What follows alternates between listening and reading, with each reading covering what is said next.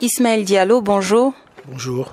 Voilà 48 ans que s'est tenu le premier sommet France-Afrique. Pensez-vous qu'un bilan puisse être établi? Si oui, lequel? Apparemment, la France officielle a fait un bilan. Et elle a estimé que ces sommets sont inopérants, qu'ils étaient totalement insatisfaisants. Voici pourquoi la France officielle organise un autre format de sommet, de ce qu'elle appelle sommet. Justement, depuis 1973, le sommet France-Afrique s'est toujours tenu avec les chefs d'État africains. Aujourd'hui, les choses changent. La France a préféré inviter des représentants de la société civile et des jeunes. Quelle est votre analyse par rapport à cette nouvelle configuration de ce sommet inédite? C'est une suprême insulte aux chefs d'État africains et aux Africains conscients. Voici donc la France officielle qui tient ses sommets avec des chefs d'État et qui, unilatéralement, décide que les sommets avec les chefs d'État ne sont pas bénéfiques, ne sont pas utiles. Et c'est cette France qui décide d'un autre format et d'autres interlocuteurs.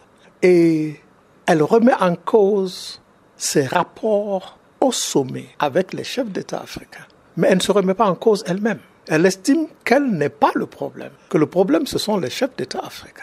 Et voici donc qu'elle ne se reproche rien, n'a fait aucun tort, et que ce sont nos chefs d'État qui sont incapables. Mais avant ce sommet, l'Élysée a pris le soin pour ne pas fâcher les présidents africains, de ne pas convier de figures majeures de la lutte contre les pouvoirs en place, ni aucun responsable politique. C'est une démarche quelque peu biaisée. Est-ce que cette démarche augure des lendemains meilleurs pour l'Afrique? Pourquoi la France et le président français se donnent le droit d'inviter en réunion, je dirais de convoquer en réunion, en France, des Africains? Au nom de quoi? Imaginez-vous qu'un chef d'État africain convoque des Français ou invite des Français à une réunion pour dire nous voulons parler de l'Afrique de l'Ouest, par exemple, avec la France. Mais nous ne voulons pas parler au président français, ni au gouvernement français, ni aux politiques français. De quoi cela a l'air? Non, ce qui se passe est une suprême insulte. Et malheureusement, nos chefs d'État sont trop polis ou trop couards ou ont une lecture superficielle de ce qui se passe. Mais je ne le crois pas. Je crois qu'ils sont intelligents et ils comprennent très bien. Seulement, ils se trompent de penser qu'ils sont obligés d'être plus polis que ceux qui nous insultent tous les jours. Nos chefs d'État vont passer sous silence ce qui se passe et continuer à faire comme si de rien n'était. Mais ce que je trouve les plus honteux, ce sont les Africains qui vont courir à Montpellier pour rencontrer le grand chef blanc et discuter avec lui. Au nom de quoi? Et ils vont prétendre représenter l'Afrique et les Africains. Mais encore une fois, ça prouve que beaucoup parmi nous ne sont pas émancipés. Et que le blanc peut nous faire faire ce qu'il veut, quand il veut, comme il veut, où il veut. Voici notre problème. Si je vous suis, vous ne voyez pas la pertinence d'un tel sommet? Je trouve que c'est une démarche dangereuse. C'est une démarche nocive et dangereuse. Parce qu'elle continue à manipuler les Africains et à amener les Blancs, les Européens, les Français, à se convaincre que nous sommes des grands enfants et qu'on peut faire de nous ce qu'on veut, quand on veut et comme on veut. Parce qu'il a fallu que Macron et son entourage disent « on va choisir des Africains, on va les inviter, on va parler de cela ». C'est eux qui ont le là, qui décident de tout. Et des gens comme les Achille Bembe et bien d'autres, qui sont des nègres de service, j'ai horreur de cette expression, mais je l'utilise à escient, vont donc faire cette grande messe. Et après, nous voulons que ces gens nous respectent. Ils ne peuvent pas nous respecter. Il ne faut pas se faire d'illusions. C'est un monde d'influence, c'est un monde d'intelligence, c'est un monde de ruse. Alors si nous n'essayons pas d'être aussi intelligents et aussi rusés et avoir l'argument de notre pouvoir, je ne parle pas de la force létale, mais de la force de nos richesses naturelles et autres, alors nous allons continuer à être des wagons de ces locomotives France, Europe, Occident. Vous avez dit qu'il faut se faire respecter, les Africains doivent se faire respecter, mais quel est le message que vous avez à lancer à ceux qui vont prendre part à ce sommet-là? Notamment, il y aura des intellectuels, des chercheurs, des étudiants, tout ça. Quel est le message que vous avez à leur lancer? J'ai pitié d'eux. Je ne leur adresse même pas la parole. J'ai pitié d'eux parce qu'ils ne sont pas émancipés. Oh, je sais, hein, en tant que diplômés, en tant qu'intellectuels, en tant que gens qui ont voyagé beaucoup et discuté avec des Blancs, pour eux, ils sont sur l'Olympe. Hein, donc, ils n'ont de leçon de recevoir de personne. Et ils sont égaux à tout le monde. Eh bien, qu'ils se détrompent. Ils sont manipulés. Ils sont purement et simplement manipulés par la France officielle. Et dans l'intérêt de la France officielle. Ça n'a rien à voir avec l'intérêt de l'Afrique et des Africains. Il y a cette phrase qui a été dite, la France n'a pas d'amis, elle n'a que des intérêts. Et que ce soit en Afrique subsaharienne ou dans le Maghreb, le sentiment anti-français est de plus en plus vivace. Est-ce que ce n'est pas une manière aussi de vouloir redorer son blason que la France organise un tel sommet? Oui, mais elle se trompe. Elle se trompe de lecture et elle se trompe de méthode. Elle se trompe de lecture pensant que les chefs d'État africains sont incapables de donner le bon message concernant l'essence et l'importance des rapports entre la France et l'Afrique. Elle pense également, la France officielle, que les Africains qui sont, comme elle dit, anti-français, n'ont pas compris que ce sont des excités, des rêveurs.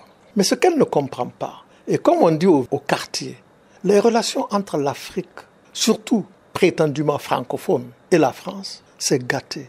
Il faut qu'on comprenne ça, c'est gâté. Et c'est pas comme ça qu'on va réparer ça. Comment est-ce qu'il faut réparer ça, ces relations? Il faudrait que du côté de la France officielle et de toute la classe politique française et des intellectuels français, qu'ils comprennent que les temps ont changé. Qu'ils comprennent qu'ils ne sont plus des donneurs de leçons, qu'ils ne sont plus toujours dans une mission civilisatrice. Il faut qu'ils comprennent ça. Ça n'a jamais été d'ailleurs. C'est parce qu'ils nous ont toujours mal lus. Et ça ne le sera plus jamais. Il faut qu'ils comprennent ça. Mais la France a des difficultés de comprendre cela.